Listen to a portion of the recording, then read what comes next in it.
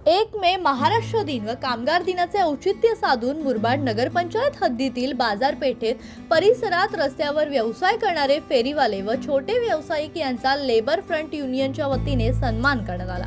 उन्हाळ्याच्या पार्श्वभूमीवर त्यांच्या आरोग्याची काळजी घेत संरक्षण म्हणून टोपी भेट देण्यात आली। भर उन्हात रस्त्याच्या कडेला व्यवसाय करणाऱ्या या कष्टकरी वर्गाला याचा चांगलाच फायदा होणार आहे। युनियनचे संस्थापक अध्यक्ष श्यामदादा गायकवाड यांच्या मार्गदर्शनाखाली ॲडव्होकेट किरण चन्ने यांच्या सूचनेनुसार व युनिट प्रमुख रवींद्र चंदने यांनी हा उपक्रम राबवला।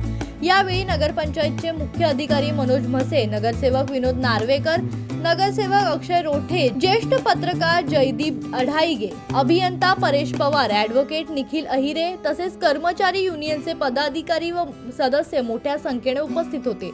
यावेळी मुरबाड बाजारपेठेत प्लास्टिक पिशव्यांवर बंदी घालण्याचा संकल्प रवींद्र चंदने यांनी मांडला। त्यासाठी नगरपंचायतीमार्फत लवकरच कागदी पिशव्यांची पर्यायी व्यवस्था उपलब्ध करून दिली जाईल असा विश्वास मुख्य अधिकारी मनोज म्हसे यांनी व्यक्त केला। जीवन शिंदे, जनशक्ती, मुरबाड।